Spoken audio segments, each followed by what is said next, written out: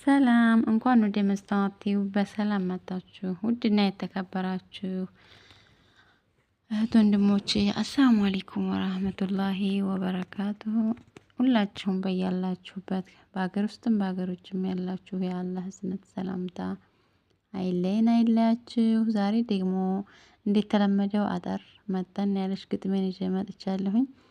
ከዛ በፊት ግን ወደ ቻናሌ ስትመጡ ላይክ፣ ሼር፣ ሰብስክራይብ ፕሊዝ የደወል ምልክቷን መንካት አይረሳ። ተባበሩኝ።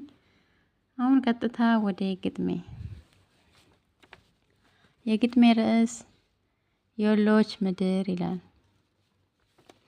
የወሎዬ ምድር ተራምዶ ያየው እንግዳ መሆንን ፈጽሞ ጠላው። ሐይቅነሽ፣ ቢስቲማ፣ ወርጌሳነሽ፣ መርሳ ልቤ ደነገጠ ስማቸው ሲነሳ። ወልዲያነሽ፣ ሀራ፣ ደሴነሽ፣ ኮምቦልቻ ፍቅር ያስተምራል ፈገግታቸው ብቻ። መገን ወሎዬዎች አቤት ውበታቸው እንግዳ ያለምዳል ያው ፈገግታቸው። አናግሩን በጸባይ ጭንቅ አንወድም እኛ ሰላም ፍቅር እንበል በወሎ አማርኛ። አጎንብሶ ብሄድ እጅ ባይበላም ጠጠር እንደምንም ብሎ ወሎ ላይ መፈጠር። ፍቅር፣ ጥበብ፣ ታሪክ፣ ደግነት፣ መቻቻል፣ ቸርነት፣ ቁንጅና፣ ጀግንነት የተትረፈረፈው ወሎ ምድረ ገነት። ሕፃን አዛውንቱ አቤት ማዕረጋቸው ማርና ወተት ነው አቀራረባቸው። ሀገር ያስንቃሉ ያ ጣፋጭ ቃላቸው እንግዳ ያለምዳል ያ የዋህ ልባቸው። አቤት የኛዎቹ ፍቅር ብቻ ናቸው ደግነት ብቻ ነው ትልቁ ስማቸው።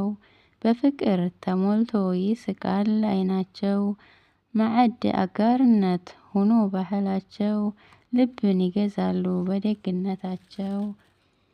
መንገደኛ መጥቶ ቢያርፍ ከደጃቸው ደስታና ፍቅር ነው የሚታይባቸው ደስታና ፍቅር ነው የሚታይባቸው ትላለች ግጥሜ። ያው አጠርም ብትል በትንሹ የወሎን ባህል ትገልጻለች ብዬ ያሰብኳት ግጥም ናት። አላህ ሀገራችንን ሰላም ያድርግልን። በሰሜን፣ በደቡብ፣ በምስራቅ፣ በምዕራብ ሰላሟን ብዝዝት ትመልስ ያድርግልን። እና ውዶችዬ በድጋሚ ወደ ቻናሌ ስትገቡ ሼር፣ ላይክ፣ ሰብስክራይብ ማድረጋችሁን አትርሱ። ተመልሼ እስከምመጣ የአላህ ህዝነት ረህመት ከእናንተም ጋር ከኔም ጋር ከሁላችንም ጋር ይሁን። ሰላሙ አለይኩም ወራህመቱላሂ ወበረካቱሁ።